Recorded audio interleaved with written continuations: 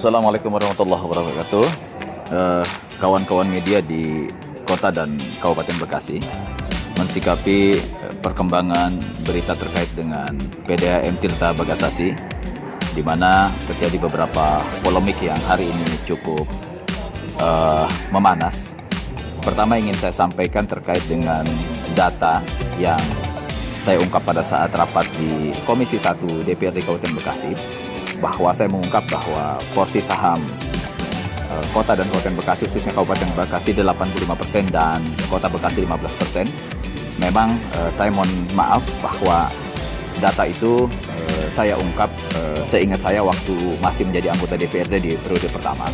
Memang di tahun 2010-an porsi saham Kabupaten Bekasi itu sempat 85,99%, kurang lebih Kota Bekasi 15%. Jadi sekali lagi saya menyampaikan maaf, dan memang sudah terjadi perubahan di akhir tahun ini, tepatnya di 19 Desember 2019 berdasarkan laporan keuangan bagian keuangan PDAM yang ditandatangani oleh Direktur Utama Usair Rahman Salim, bahwa porsi saham terbaru tahun 2018 yaitu 77,53% itu Kabupaten Bekasi, dan sebesar 22,47% sahamnya pemerintahan Kota Bekasi. Kemudian yang terpenting yang ingin saya sampaikan juga di dalam voice recorder ini, mensikapi apa yang disampaikan oleh anggota DPRD Kota Bekasi bahwa saya melakukan berita hoak ataupun pembohongan. Saya ingin sampaikan bahwa pemerintah Kabupaten Bekasi sudah berupaya melakukan langkah-langkah komunikasi yang sistemik, terukur, dan juga sesuai dengan mekanisme yang ditentukan oleh peraturan-peraturan yang mengikat terkait dengan pengelolaan PDAM itu sendiri. Sepengetahuan saya, sudah beberapa tahun ini pemerintah kabupaten dan kota intens melakukan komunikasi untuk membahas kesepakatan-kesepakatan. Perlu diketahui, hasil KJPP atau tim penilai KJPP itu Kantor Jasa Penilai Publik Effendi Rais, bahwa nilai aset PDAM di wilayah Kota Bekasi itu kurang lebih 362 miliar 402 juta rupiah. Kemudian dikurangi oleh modal ataupun penyertaan modal Kota Bekasi kurang lebih 68,5 miliar.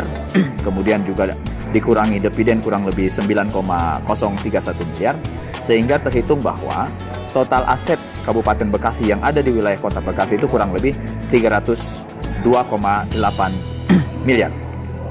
Sehingga itulah kewajiban yang harus dibayar oleh pemerintah Kota Bekasi kepada pemerintah Kabupaten Bekasi. Tapi kemudian pemerintah Kota Bekasi meminta mereka membayar bukan dengan hasil perhitungan dari KJPP Effendi Rais yang dimonitor oleh BPKP Jawa Barat. Mereka meminta dengan hormat kepada pemerintah Kabupaten Bekasi melalui KJPP, tepatnya tanggal 12 Desember 2019, mereka meminta bahwa minta kompensasi dihitung secara politis. Akhirnya disepakati bahwa nilainya dari 302 miliar itu menjadi 199 miliar. Setelah disetujui dan disepakati 199 miliar, ternyata pemerintah Kota Bekasi melalui Wali Kota Bekasi kemudian mengulangi langkah-langkah yang wan prestasi. Kalau bahasa saya menunjukkan itikat tidak baik. Nah, dari keputusan permintaan pengurangan harga 302 miliar menjadi 199 miliar dengan harga politis, kemudian masih meminta turun lagi, dan akhirnya diputuskan berdasarkan asistensi dari BPKP Provinsi Jawa Barat, nilainya 181 miliar. Nah, akhirnya dengan kondisi penawaran yang sangat rendah sekalipun dengan 181 miliar 463 juta, ternyata pemerintah Kota Bekasi tetap tidak mampu membayar. Nah, jadi yang perlu saya sampaikan kepada kawan-kawan media, pertama, sampaikan kepada Bang Niko Gonjang bahwa yang saya pahami, berapapun sebetulnya aset Pemda, aset PDAM Kabupaten Bekasi yang ada di Kota Bekasi, berapapun sebetulnya Kota Bekasi tidak akan mampu bayar. Karena sampai hari ini yang saya ketahui bahwa pemerintah Kota Bekasi jangankan untuk bayar PDAM, untuk bayar pegawainya saja sebagian diturunkan menjadi 50%. Karena yang saya ketahui pemerintah Kota Bekasi kondisi keuangannya defisit. Jadi saya tidak yakin bahwa pemerintah Kota Bekasi berapapun nilainya itu akan mampu bayar. Jadi perlu saya sampaikan bahwa kawan-kawan sekalian, jadi sebetulnya kondisi-kondisi ini adalah cara-cara pemerintah Kota Bekasi yang menunjukkan ketidakmampuan untuk menyelesaikan permasalahan ini karena memang tidak memiliki uang. Itu saja.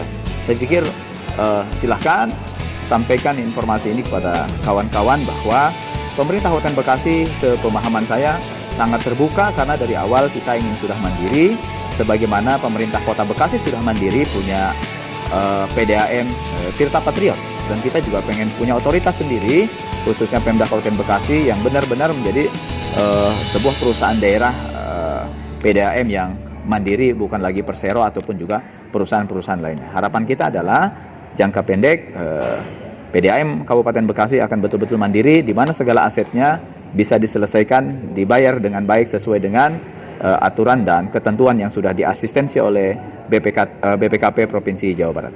Mungkin itu yang bisa saya sampaikan. Terima kasih. Wassalamualaikum warahmatullahi wabarakatuh.